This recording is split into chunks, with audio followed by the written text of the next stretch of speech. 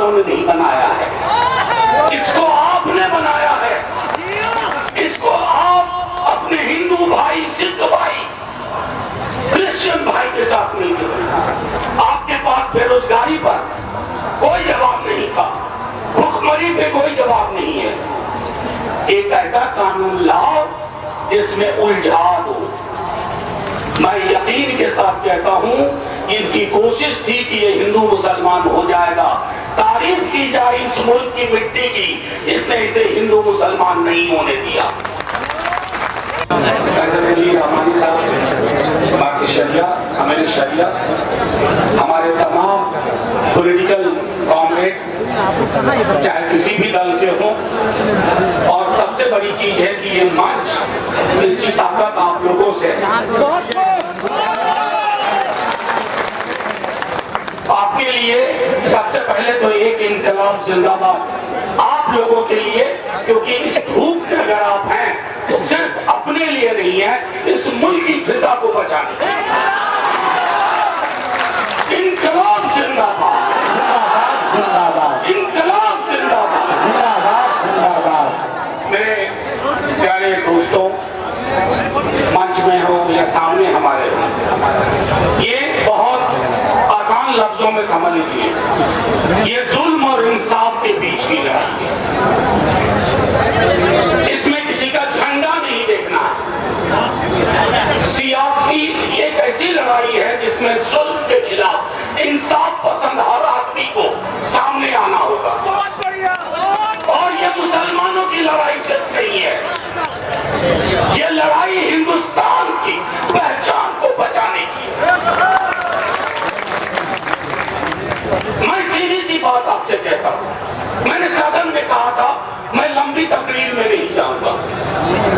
हमारे साथियों ने एक एक चीज पर अभी कोर्ट में भी जिरा होगी। एक बात साफ तौर पे कहता, किशनगंज में हूं, पूर्णिया, कटिहार, अररिया के भी साथी हैं। इस देश का एक मिजाज रहा, हम हिंदुओं को मुसलमानों की आदत है, मुसलमानों को हिंदुओं की आदत है, सिखों ईसाइयों को मुसलमानों और हिंदुओं की आदत है। मैं कल कहीं गया था और मैंने कहा कि कोई दिन ऐसा हो आप सुबह निकले, एक हिंदू ना दिखे, और कोई हिंदू घर से बाहर निकले और एक मुसलमान ना दिखे, आपका दिल बैठ जाएगा, आपको परेशानी होने लगेगी। साहब, ये मुल्क बीजेपी संघ वालों ने नहीं बनाया है, इसको आपने बनाया है। इसको आप अपने हिंदू भाई, सिख भाई, क्रिश्चियन भाई के साथ मिलकर, अरे जिनका तो बनाने में कोई योगदान नहीं, बन गए मुल्क में हिसाब लेने आ रहे हो। और एक बात बहुत आसान लफ्जों में कहूं, हिंदुस्तान एक करार का भी नाम है, कॉन्ट्रैक्ट। वो करार हिंदुस्तानों के मुसलमानों ने खास तौर पर गांधी, नेहरू और मौलाना आजाद के साथ किया। उस करार को मत तोड़ो। वो करार क्या है? वो करार है हमारी साझी पहचान। तुम इतने सालों बाद, 78 सालों बाद तकसीम जब हुआ, इस देश के मुसलमानों ने इस मिट्टी को नहीं छोड़ा। मैं बार बार कहता हूं, सदन में भी कहा, इस मिट्टी पे मुसलमानों, हिंदुओं, सिखों, ईसाइयों का कर्ज है, और इस मिट्टी का कर्ज है हिंदुओं, मुसलमानों, सिखों, ईसाइयों पर। हमारे अपने कर्ज है हमारी मिट्टी के साथ। तुम सूदखोर पनिये की तरह मत आओ। हम नहीं जानते हैं क्या कि लिमिटेशन एक्ट के माध्यम से आप अपने एक अजीज दोस्त का फायदा पहुंचाने जाते हैं। यतीम खाने पे बने एक घर को, यतीम खाने की जमीन पे बने एक घर को अपने दोस्त को कानूनी पैकेज से बचाना चाहते हो।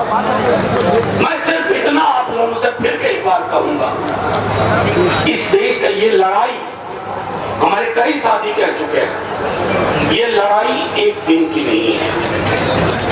ये हो सकता है हमारी ताकत देख करके, हमारा जोश देख करके ये कानून विड्रॉ कर लें, लेकिन अपना नजरिया विड्रॉ नहीं कर पाएंगे।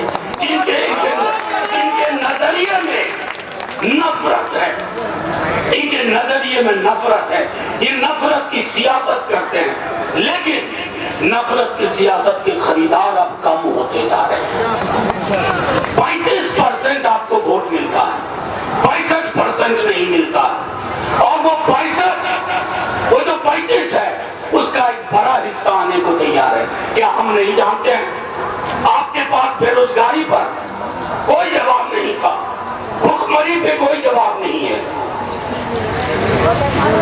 आपके पास आय की असमानता का कोई जवाब नहीं है।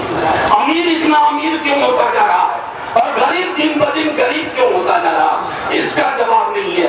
तो जवाब कहां ढूंढा जाए? एक ऐसा कानून लाओ जिसमें उलझा दो। मैं यकीन के साथ कहता हूं, इनकी कोशिश थी कि ये हिंदू मुसलमान हो जाएगा, तारीफ की जाए इस मुल्क की मिट्टी की, इसने इसे हिंदू मुसलमान नहीं होने दिया और कभी नहीं होने देंगे, कभी नहीं होने देंगे।